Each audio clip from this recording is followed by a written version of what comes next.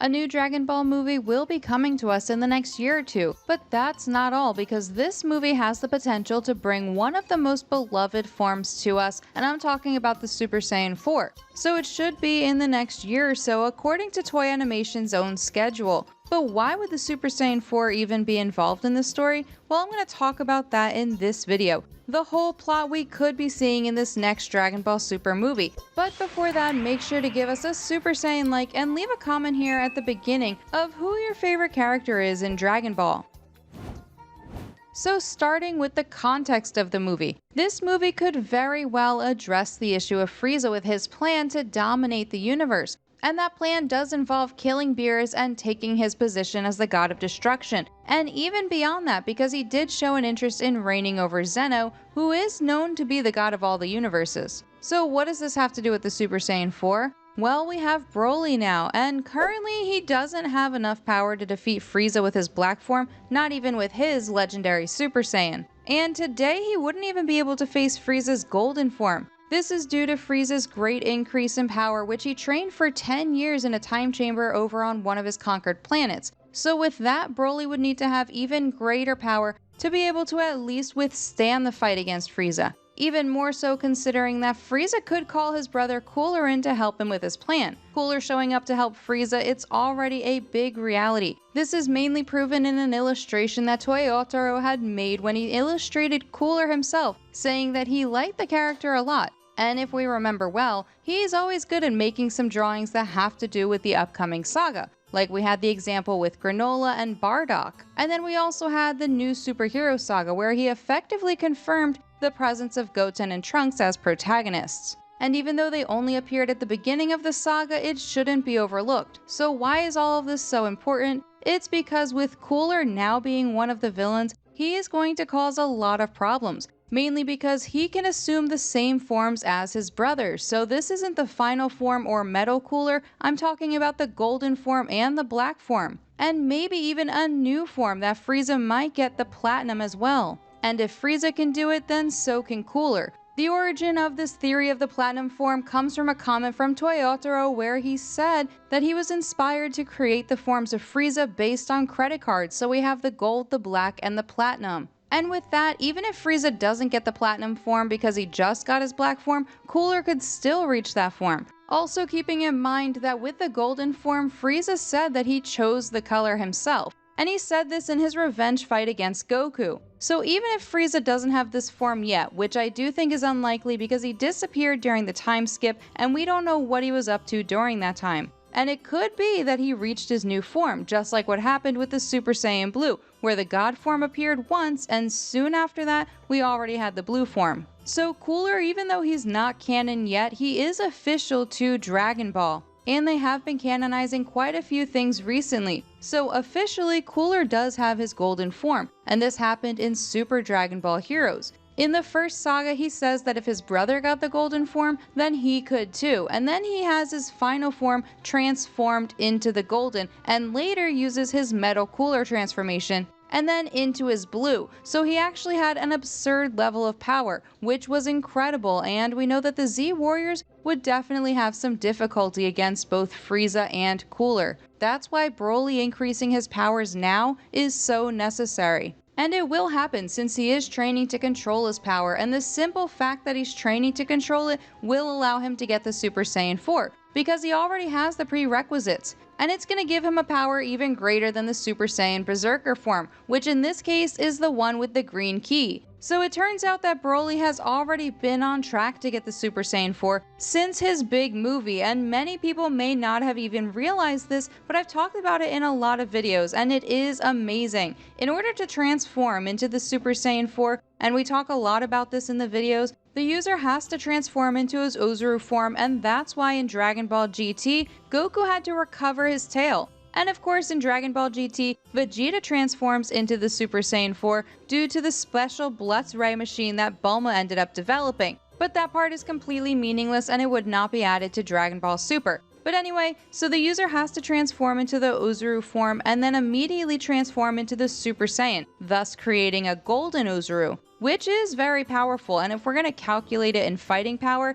it is still valid. For example, if Goku had a base power of 2 and the Ozaru multiplies the user's base power by 10, then Goku would be at 20. But if the Super Saiyan multiplies it by 50, then it would be 20 times 50, and that would be 1,000. So this form does have a lot of potential. And right after being able to transform into the Super Saiyan in his Ozaru form, the user then needs to control this power. And this is not an easy feat. The Super Saiyan in the Ozaru form, remembering that the only reason that Goku managed to return to his human form and achieve his Super Saiyan 4 was because his granddaughter Pan reminded him of who he really was. And this is something similar to what happened with Goku and his True Ultra Instinct. And I'm not saying it's the same thing, but there are a lot of things in which Toyotaro has inspired to make the sagas. So like I said, Broly does have the prerequisites. He already has 2 of the requirements for the Super Saiyan 4. Missing only one of them, which is to control his power, and that's something that he's working on right now in this saga with Goku and Vegeta.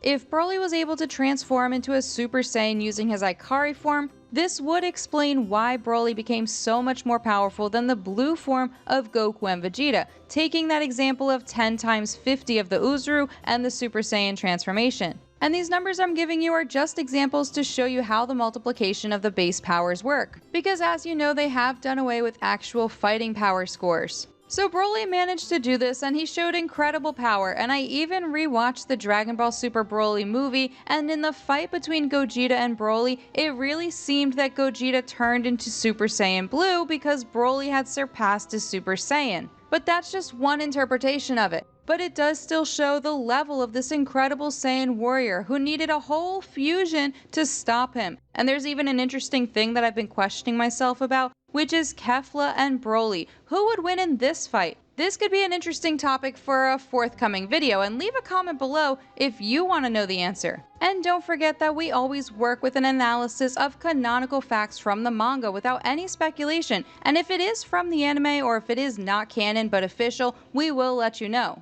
I have a couple of videos coming up where I'm going to measure Gohan's power with incredible precision, so be sure to check it out. So back to our topic, Broly has achieved most of these requirements, and for sure, when he masters all of his power with Goku and Vegeta, the last requirement will be easy for him, and it's going to be at that moment we are going to have an incredible movie which will then be adapted into a saga. So Frieza's gonna show up with his plan where Beerus is gonna die, and that's already logical, but Frieza's not gonna just show up and go on the attack against Beerus. He's going to have a plan. Even more so now that Frieza has Maki and Oil in his army, in addition to both of them knowing about Android 7-3, and they also know about Zuno. So with that, Frieza could simply ask how to kill a God of Destruction, and then discover the connection that the God of Destruction has with the Supreme Kaioshins. With this information, there wouldn't be much left to do except for Frieza to go and easily kill the Supreme Kaioshin and quietly kill Beerus. Whis would not be able to go back in time or make any kind of actions without Beerus' instructions, unless of course Vegeta quickly becomes the Hakaishin,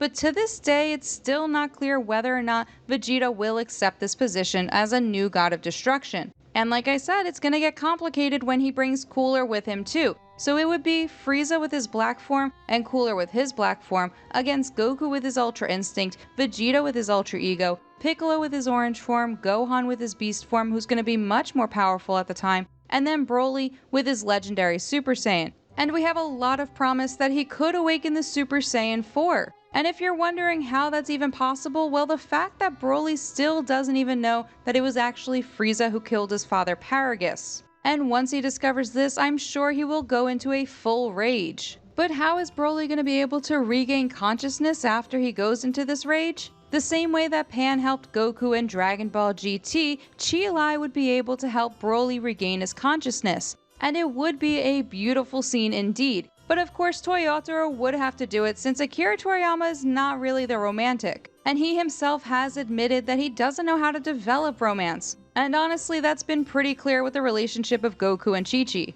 So in the context of bringing Super Saiyan 4 to Broly in the next Dragon Ball Super movie, this could also be tied in with Frieza's revenge. And this is not my ideal because I would really prefer to have an entire saga. rather than being a movie adapted into a saga, because it's a little discouraging, and we do know that there are some differences between a movie and a saga, as we've seen in the past. Even the Broly movie had 40 minutes of content cut out of it. So it does make me a little bit nervous, but they are bringing a lot of things canon to Dragon Ball, and I want to see the Super Saiyan 4 for sure. So to wrap it all up, we should be seeing a release of this movie in the next year or so, just based on Toei Animation's schedule, where they said they intend to release a movie every 2 years. And that does line up with the Broly and the superhero releases. Not to mention that this year there will still be an announcement about the web anime that, according to some rumors, is going to be about Trunks' new timeline, the one that he went to with Mai.